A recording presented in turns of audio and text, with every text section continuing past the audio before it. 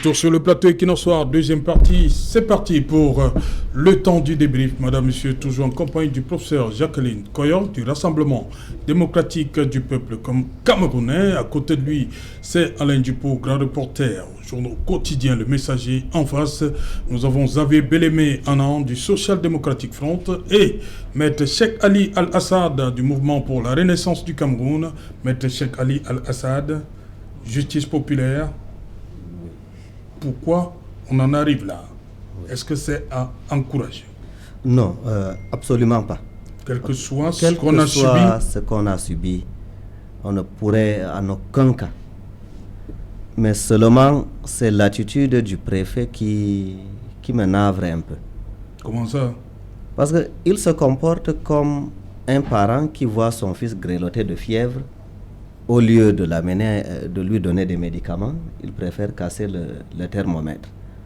Pourquoi est-ce qu'on en arrive, pourquoi est-ce que les populations en arrivent au point de... Vous avez bien suivi le préfet Ekwambarga? Oui, il dit qu'il interdit la circulation des motos de 22h ou 23h jusqu'à 6h du matin.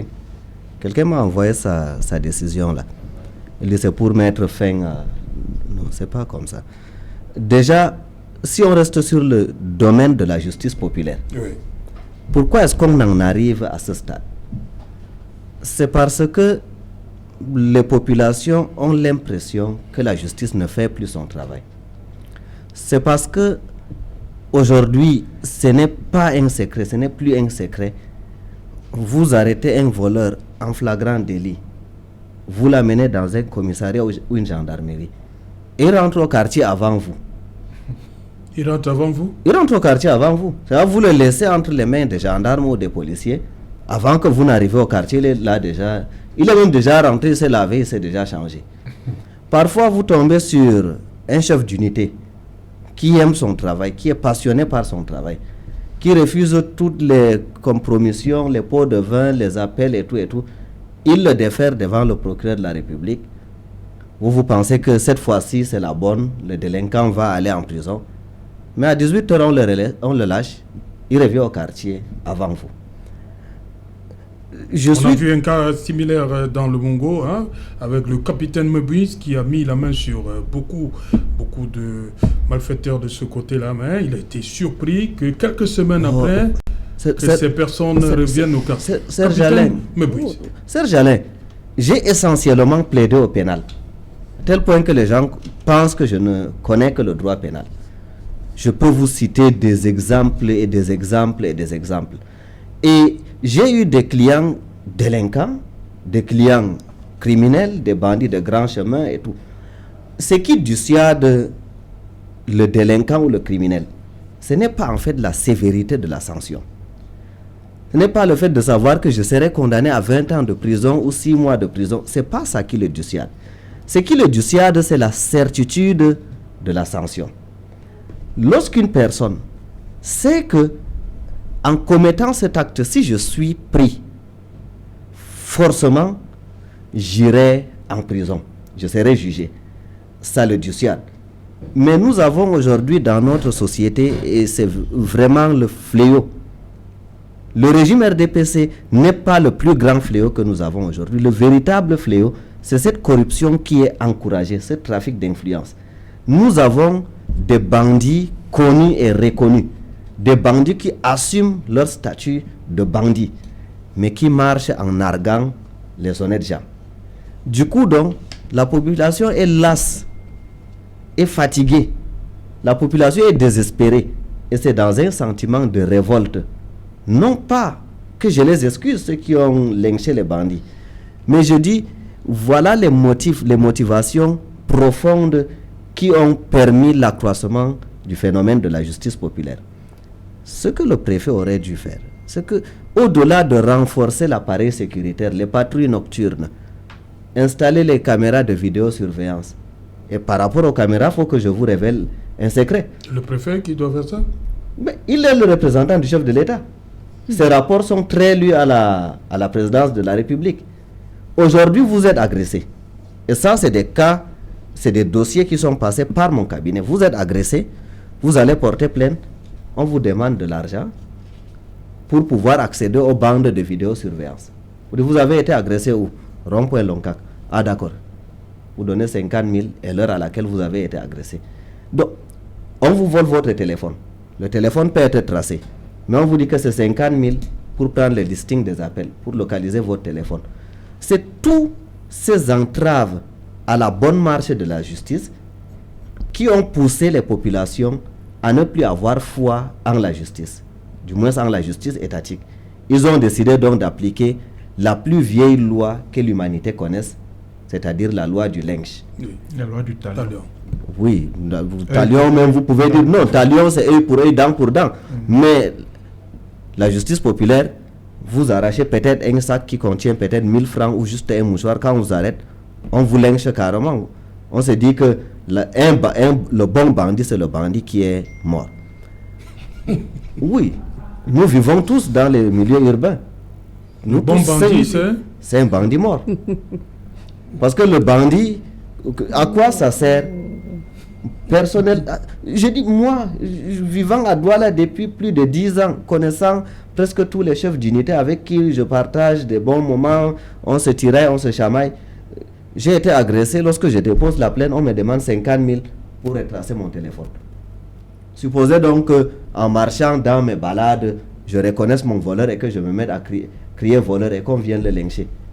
La responsabilité sera à qui? La responsabilité profonde incombe à notre État qui ne nous met pas suffisamment en sécurité. Au-delà même de la sécurité physique, il y a la sécurité juridique. Mais nos gouvernants laissent notre appareil sécuritaire en déliquescence. Ils laissent notre système judiciaire se gangréner de jour en jour. Il y a des magistrats, Serge Alain. Il y a des magistrats qui m'abordent, des magistrats qui me font asseoir dans leur cabinet et qui m'encouragent, qui me disent, maître, ne pense pas que nous tous nous sommes comme ça. Près de 98% des magistrats camerounais sont intègres. Voilà. Mais vous voyez un magistrat du parquet qui s'apprête à signer un mandat de détention provisoire et qui reçoit un coup de fil venu d'en haut. Il prend la tête dans ses mains et dit que vois-moi ce type-là, il est à Yaoundé. Qu'est-ce qui l'empêchait de trouver un emploi à son neveu? Il ne le fait pas, mais il attend qu'on l'arrête pour un vol, à la tire. Et là, il m'appelle, il dit qu'on doit le libérer. On le libère. On dit sous garant 10 000. Parfois, on dit même sous sa garantie personnelle. Okay. La population est fatiguée. Voilà. Alain Djipo, sur cette situation de justice populaire, est-ce qu'il y a des explications? Est-ce qu'on peut comprendre que les populations en arrivent à ce stade-là, parfois? Oui. Est-ce que ces personnes sont excusables? Excusables, je dirais pas oui. Mais est-ce qu'on peut comprendre ces dérapages? Je répondrai par l'affirmative pour indiquer qu'effectivement, je suis d'accord avec l'approche de Maître Cheikh, parce qu'en réalité, lorsqu'on est dans un système où l'impunité devient la règle, ça génère des frustrations et on a la propension à se rendre justice. Parce que justice populaire, c'est l'expression d'une frustration, c'est l'expression d'une colère qui est née des dysfonctionnements, ce qu'on peut appeler les dysfonctionnements de la justice, la corruption avec. Et donc, face à l'insatisfaction des populations, quand elles saisissent les autorités judiciaires chargées de rendre justice, face à cette insatisfaction, les populations trouvent un autre credo, un autre moyen de se faire justice. On lynche, on lapide, on tue. Bon, dans un monde civilisé, on ne devrait pas en arriver là. Si les problèmes de la justice étaient véritablement réglés. Et donc, je plains plutôt le préfet du Diamaré, l'administrateur civil principal, Ekwambaga, parce qu'en dehors des mesures administratives qu'il peut prendre, le problème semble plus complexe que, plus profond que, et même va au-delà.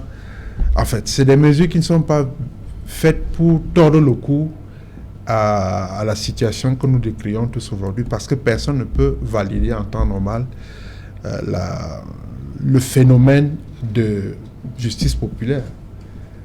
Je ne suis même pas sûr Est-ce que le préfet parce qu'il dit que ça vient à la suite, parce que beaucoup de conducteurs de mototaxis se plaignent qu'ils sont agressés dans la nuit. Et bon, il s'ensuit cette justice populaire, mais peut-être pour couper la poire en deux, il dit bon voilà, vous évitez de rouler, il évite à ces conducteurs de moto de rouler tard dans la nuit pour préserver leur intégrité. Non, le problème reste celui que j'ai posé. Ne pas rouler au-delà de 22 heures, respecter les consignes, les instructions du préfet, ça c'est des mesures purement administratives. Mais le problème de fond est que lorsque un Ben Skinner est agressé, il faudrait bien qu'il y ait une plainte contre X et que la plainte débouche sur l'arrestation du coupable ou bien des auteurs de l'agression. Ce n'est pas normal qu'un Camerounais citoyen, fût-il Ben Skinner, soit attenté aussi bien dans sa vie que dans ses biens. Ça, la loi ne recommande pas ça. Et lorsque cette situation malheureuse arrive, il ne doit pas se prendre pour un juge. Il reste un justiciable. Et donc, il peut solliciter l'autorité judiciaire pour que la justice lui soit rendue. Et c'est à ce niveau donc de la justice des tribunaux qu'il y a des problèmes. Parce que, maître l'a si bien relevé, vous attrapez un présumé brigand tout de suite, on le libère avant que vous ne soyez de retour chez vous. Parce qu'il y a les effets de corruption, parce qu'il y a le trafic, de pression de tous ordres. Et ça fait que, finalement, c'est le règne de l'impunité. Donc, ceux qui attendent à la vie des gens ont le sentiment qu'ils sont intouchables parce qu'ils ont leurs relations privilégiées quelque part, parce qu'ils ont un pouvoir économique qui leur permet donc de soudoyer presque une bonne partie de la chaîne judiciaire et tout. Donc c'est ça qui n'est donc pas bon. Et face à ces situations, le préfet ne peut que prendre ce qui apparaît comme des mesures cosmétiques qui en réalité ne règlent pas le problème de fond. Mais à l'impossible ni étant tenu, il ne peut que se contenter de prendre de telles instructions, parce que le problème est plus profond que le problème va au-delà des mesures qu'il a prises. Et vous comprenez très bien que s'il avait la compétence, s'il avait l'autorité que lui confère la loi d'aller au-delà, peut-être qu'il aurait poursuivi. Mais pour l'instant, sa fonction du préfet du Diamarais ne lui permet pas d'engager une refonte, par exemple, de la pratique judiciaire dans le Diamarais. Ce n'est pas de son ressort. Encore qu'on dit bien que dans ce pays, les pouvoirs sont supposés être séparés. Donc lui, il est de l'émanation de l'exécutif. Et il ne me semble pas qu'il revient au l'exécutif de maintenant jouer le régulateur social. Non. Le régulateur social, c'est la justice. Mais quand la justice est déjà devenue à tête chercheuse, quand la justice n'est plus juste, c'est là où il y a les dérives. Bonjour donc les dérives, bonjour la justice populaire. Okay. Et c'est ce sentiment de frustration que les gens extériorisent à travers ces actes de violence et de barbarie. Professeur Koyok, le préfet du Diamarais, Jean-Marc Kouambarga, à défaut d'éradiquer le phénomène de grand banditisme, il pense quand même qu'il faut, il a pris une mesure, réduire le temps de circulation des conducteurs de moto. Il s'arrête à 22 heures, c'est déjà quand même quelque chose, mais en même temps, il condamne cette justice populaire qui avait tendance à faire son lit de ce côté-là. Votre appréciation ? Bon, disons que c'est les mesures pour éviter les troubles à l'ordre public. Je dis toujours que quelqu'un connaît son travail et ses missions. Il ne va pas au-delà des missions de police administrative. Bon. Maintenant, comme il parlait tout à l'heure d'un système, le système est global, mais il comprend 4 sous-systèmes. le sous-système de régulation sociale, Oui. le sous-système de socialisation qui est l'enseignement, l'éducation et tout le reste, le sous-système de poursuite des buts, ça c'est les partis politiques et les Oui, autres. oui. Et maintenant, le sous-système de satisfaction des besoins. Ces 4 sous-systèmes sont interreliés. Ça veut dire que si un sous-système est défaillant, il entraîne l'incompétence et la lourdeur des autres sous-systèmes. Ouais. Il faut donc regarder le système global. Et puis, moi je me dis c'est facile pour nous de dire il ne doit pas faire telle chose. Je crois qu'il a quand même appris quelle est sa mission, quelle est la mission de la police administrative et qu'est-ce qu'il doit faire dans ce sens-là. Vous savez, c'est difficile de faire comprendre à tout le monde les missions régaliennes d'une autre personne. Mais ce que nous devons faire, c'est de savoir que ce qui fait la différence entre les êtres humains, c'est leur éducation. Quand quelqu'un n'est pas éduqué, il fait des choses qui, normalement, le conduisent dans des erreurs. C'est pour cela que l'autre, Thomas Hobbes, dit l'homme est un loup pour l'homme.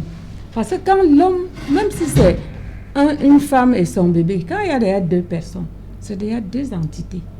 Il faut donc qu'il y ait quelqu'un qui peut faire la médiation.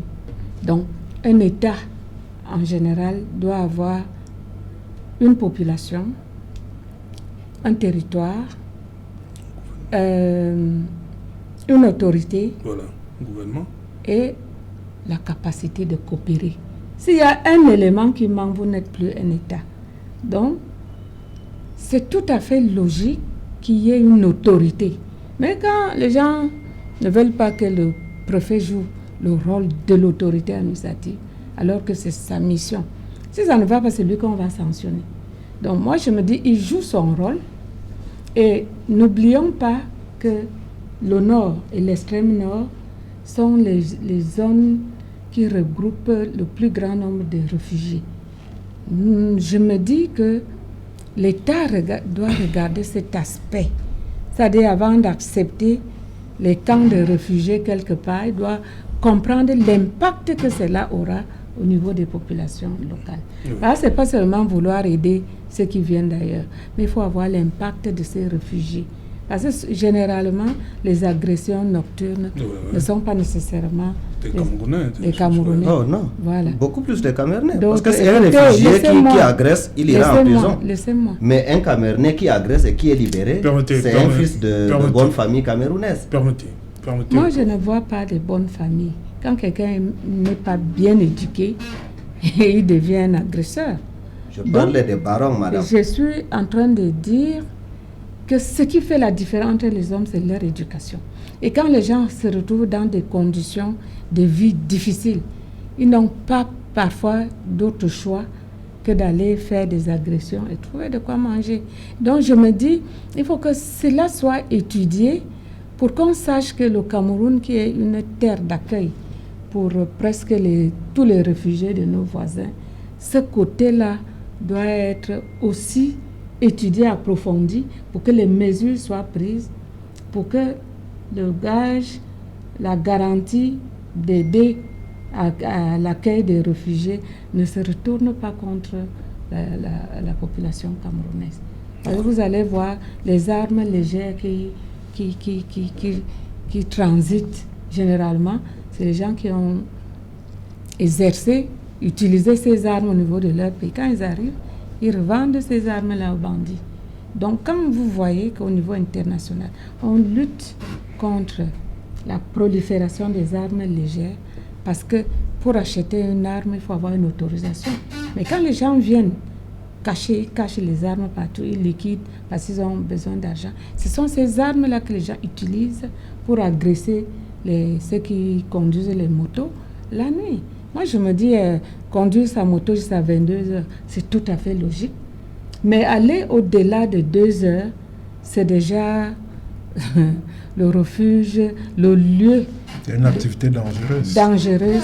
Et si le préfet le dit, il sait pourquoi il le dit. Okay. On avait même demandé l'avis de certaines personnes, même les centres de réhabilitation et de réinsertion, on ne devrait pas les organiser dans le même milieu. Si on prend les gens en Ozo, on envoie à l'extrême nord, il y a beaucoup d'espace là-bas. Je crois qu'ils seront ils ne seront pas en contact. Écoutez, ils ne seront pas en contact. On les déporte carrément? Pas déportés, c'est-à-dire on change de milieu. Parce que quand ils sont sur place, même au téléphone, même en prison, les gens cachent les téléphones, ils sont toujours en contact avec ceux qui sont en brousse. Alors que quand ils sont ailleurs... Et là, le téléphone ne passe pas? Non. Même si ça passe, ils ne peuvent pas être en contact. Oui. Alors que ceux qui sont ici, pendant qu'on les croit formés dans des centres de réhabilitation, et ils coopèrent toujours avec les autres. Alors que, vous aviez bel aimé sur votre mot, sur ce phénomène de justice populaire. Oui, je m'aligne sur les positions de Maître Ali Assad, qui est un expert dans le domaine en tant qu'avocat et juriste, et que de deux, un État ne peut pas s'organiser. D'ailleurs, notre pays est complètement déstructuré. Il faut repenser le Cameroun, il faut le reconstruire totalement. Il est bousillé, le Cameroun ressemble au Titanic. Tous ceux qui ont vu ce film, c'est-à-dire que c'est un bateau qui prend de l'eau partout, mais il y a un orchestre qui chante, qui entend de belles chansons, pour dire que non, tout est beau, tout est bien. Alors que, voilà, en vivant du Pétrus, comme on a vu dernièrement au niveau du stade au Lembe, et dont la bouteille la plus moins chère coûte 1 500 000. Et souvent, quand il est très vieux, il a près de 4 millions, la bouteille. Dans un pays où il y a un manque de l'eau à boire, on meurt de choléra. Et les gens s'amusent à boire aussi un tel vin publiquement pour narguer le reste. Et ils mettent la justice populaire. Et voilà. Et ça crée donc des situations de ce genre. Qu'est-ce que je dirais? Le préfet, le rôle du préfet, c'est le rôle du maintien de l'ordre. Le responsable du maintien de l'ordre dans son unité administrative. Mais je ne pense pas que... Mais sauf que d'habitude, les habitudes ont la peau dure. C'est difficile de changer. Parce qu'ils ont toujours choisi ce qui est plus facile.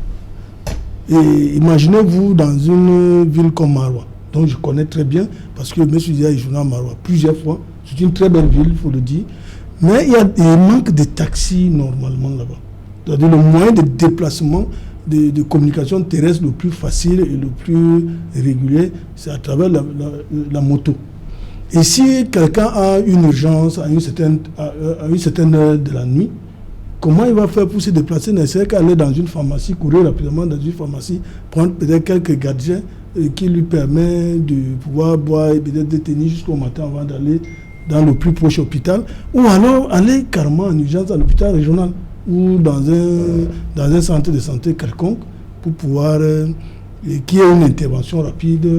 Donc, je crois que le préfet ne devait pas beaucoup plus choisir les mesures faciles. Il doit tenir compte de tous ces aléas. Et vous croyez que le préfet n'a pas toutes ces informations-là? C'est une habitude du régime de faire toujours des choix les plus faciles. Parce que c'est un véhicule qui est assis sur 3 piliers fondamentaux: l'instrumentalisation ethnique, la corruption et la répression. Donc l'appareil répressif de l'État. Voilà les 3 piliers. Il ne réfléchit pas autrement qu'à travers ces 3 piliers. Donc on peut bien sécuriser la ville de Maroua et donner la garantie aux habitants qui peuvent se déplacer à toute heure, que ce soit la nuit comme du jour, pour pouvoir subvenir à les urgences du moment. Et c'est bon, parce que vous savez qui agresse les conducteurs de moto, c'est soit le passager lui-même ou bien un guet-apens qui est placé sur le trajet. Oui, tel que l'avocat disait tout à l'heure, que le plus souvent, ces agresseurs, c'est souvent les gens qui ont des couteaux. C'est pas tuer avec les armes, tel que Madame Jacqueline Koyok disait tout à l'heure, parce que ceux qui ont des armes à feu, souvent ils finissent avec vous. Si vous résistez, ils finissent avec vous, ils disparaissent. On ne sait pas qui. Et c'est souvent difficile de remonter à ces genre de personnes. C'est vrai, il y a des trafics de tout genre dans cette région, parce que c'est une région qui est dans l'insécurité depuis des années, à cause d'une secte salafiste Boko Haram, qui écument la plupart de nos frontières là-bas et puis mettent la sécurité des Camerounais de ce côté à mal. Mais ici, ce qui est dénoncé à Maroua, c'est des agressions de bandits simples. Des simples bandits, des voyous qui se comportent comme tels et mettent en mal la sécurité de leurs concitoyens. Donc il faut distinguer ces deux types de criminalité qui ne sont pas identiques. Voilà, merci. Hein. Vraiment, on est arrivé au terme de l'émission. Voilà. Merci, cher monsieur. Vous avez certains gardent espoir pour que dans les tout prochains jours, la justice pourra commencer à faire ce que tout le monde attend par rapport à ce dossier? Non, pas du tout. Je reste dubitatif. Voilà. Je ne crois pas. Sinon, on aurait fait comme au Zimbabwe. Au moins, le ministre de la Santé aurait été démissionné de ses fonctions. Non, c'est lui le problème. Non, c'est lui qui menait l'opération Covid-19. Il est le premier à être indexé. Donc, on devait tout au moins, tout en respectant qu'il soit présumé innocent, au moins qu'on le décharge de ses fonctions, comme on a fait au Zimbabwe, comme on a fait en Afrique du Sud ou dans plusieurs pays africains. Je parle en Afrique. Métali, rapidement. Il n'y a pas de souci. Au sein du RDPC, les ambitions vont être singulièrement calmées parce que tous ces dignitaires savent maintenant qu'il y a une arme pour aller à Konengi, prêt à servir. Donc ce sera le seul point positif qu'on va retirer du Covid-Gate. Voilà. Professeur Koyong. Oui, j'avais espoir que la justice a son rythme. Les personnes ont été auditionnées. Oui. Les dossiers sont retenus. Les procédures sont déjà indiquées. Qu'on laisse la justice faire son travail. Et c'est que ça va se faire. Ça va se faire. Les Dupou. Je voudrais m'adresser au président de la République pour lui dire que... Il n'est pas là en bas. Regardez. Je crois que il me regarde très bien. Vous regardez là-bas. Je voudrais m'adresser au président de la République pour lui dire que c'est l'occasion pour lui de rabattre le caquet à ceux qui estiment que ce pays n'est pas gouverné. Il faut qu'à travers le lac qu'il va donner à la justice, et que les gens qui sont présumés coupables d'avoir attenté à la fortune publique dans le cadre du Fonds de solidarité nationale destiné à lutter contre le coronavirus dans ce pays, rendent gorge. S'il prend donc cette mesure-là, ça sera œuvre utile et salutaire. Pour la salubrité publique de ce pays, je crois qu'il doit encore une fois s'impliquer parce que tout démontre que c'est lui le problème et que la machine semble être grippée parce qu'il n'a pas encore donné le quitus pour que les choses se mettent en route. Merci. Merci Alain Dupou. Merci pour Saint-Coyote. Merci à vous, Xavier Belémé. Merci. Voilà, merci. Maître Ali. C'est mon parti qui vous remercie, Serge Alain. Voilà, merci. Madame, Monsieur, nous sommes arrivés au terme de ce numéro et qui nous se retrouve demain lorsqu'il sera 19h. Bonsoir, Minta.